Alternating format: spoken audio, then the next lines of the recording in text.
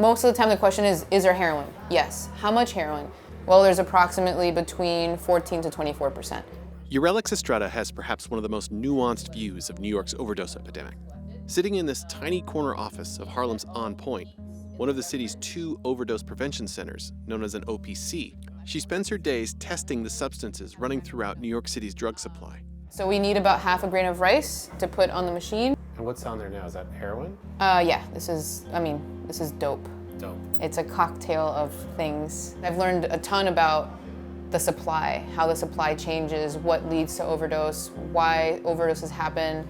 I think some of the really cool things that I've learned is that people are really into learning about their drugs. So I put the drug on there, I put some aluminum foil on, and obviously we see a lot of fentanyl. And when we see very large amounts of fentanyl, when the person doesn't know that it's there, then the person can have an opiate overdose, which is respiratory depression usually, and then the person stops breathing altogether, and that's when they pass away. The testing takes about 20 minutes, and it's entirely optional for the people who come through OnPoint's doors. Estrada's efforts, paid for by the city and organizationally separate from the OPC, is one of 4 testing locations in New York. And for some users, it's the first stop inside what is nothing short of a revolution in American drug policy, a sanctioned safe space to consume illegal narcotics. The person who brought this in had been using a supply that they felt was very strong, and because they took it and within half an hour they were blacked out. And in that moment for them it's really scary, because as they feel it happening, they're like, either I'm gonna go to sleep for a long time or I'm not gonna wake up. Is it hard to give them back the drugs, to know what's on the other side of your interaction with this human? You know, there's been times where I tell someone something that's particularly dangerous in there, and all I can tell them is, this is really potentially dangerous, please go use in the Overdose Prevention Center. Here at OnPoint, that means they can walk just down the hall, and unlike any other city in the country, consume their drugs under the supervision of an overdose specialist. Here, I'll put them on your booth for you, okay? I got you. Today, it's Race Samuelson who'll be watching, and like most days, he's busy. People could come in as many times as they want throughout a day. We don't provide any drugs, anything like that. Just a safe place to supervise people while they do use, and clean supplies to use with. The 8 semi-private booths are each equipped with a mirror, giving the user a bit of privacy, and Samuelson the ability to keep tabs on how someone might be reacting to their injection. I'm really monitoring breathing. I'm looking for physical signs of breathing, lip flare, mouth opening, chest rise, and then I'm also looking for lack of oxygen. So discoloration of face, eyes rolling back in the head. The beauty of this site is we're able to respond so quickly that 80% of the time, the only intervention I'll have to do is get an oxygen mask on somebody. So I'm monitoring them right when the needle goes in. I'm seeing when the breathing is slowing down. I could put an oxygen mask on, a sternum rub, some pain stimulus, take a big breath, and that's all I'm gonna have to do. And this happens far more frequently than OnPoint and the city initially estimated. The city of New York estimated 134 overdoses between our first 2 sites in the first year, and we were over 700 overdoses in the first year. Today, I've already reversed 3 overdoses. Today? Today, yeah, it's only 1 p.m. If more than oxygen is needed, Samuelson will turn to the overdose reversing drug Narcan, but only a small quantity. So when I do use Narcan, or naloxone, I'm using a 0.4 milligram intramuscular injection. So it's a microdose of naloxone.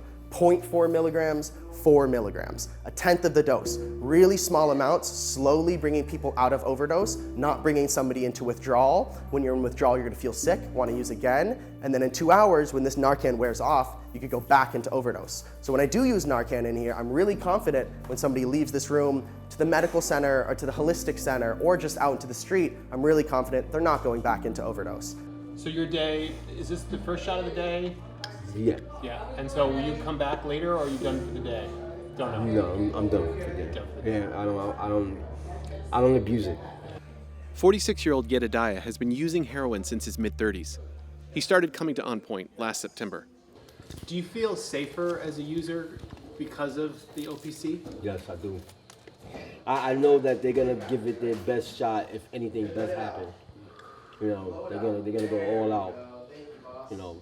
With financial support from private foundations, OnPoint's Harlem and Washington Heights location are the only 2 sanctioned options in the country. The OPC opened in November 2021 with the approval of then New York City Mayor Bill de Blasio in the existing location of the New York Harm Reduction Educators Facility. Sam Rivera, a longtime activist in the harm reduction movement, was brought in as executive director. We've had over 70,000 utilizations, 70,000 times. People use drugs that would have been in the street, in the parks. 70,000 times they used in here. Rivera says there are roughly 3,200 registered participants who use OnPoint's facilities, a small fraction of the estimated 100,000 intravenous drug users in New York City. So we're talking about a very successful response to a very small minority of the using community. I also tell people to look at it differently. Many of the overdoses we responded to in these rooms would have led to death in the community. With the impact and what's happening with the drug supply these days, people are almost having to use an OPC to stay alive. All right, we're responding to an overdose in seconds, where in the community they almost don't know how long. Minutes, hours, we don't know.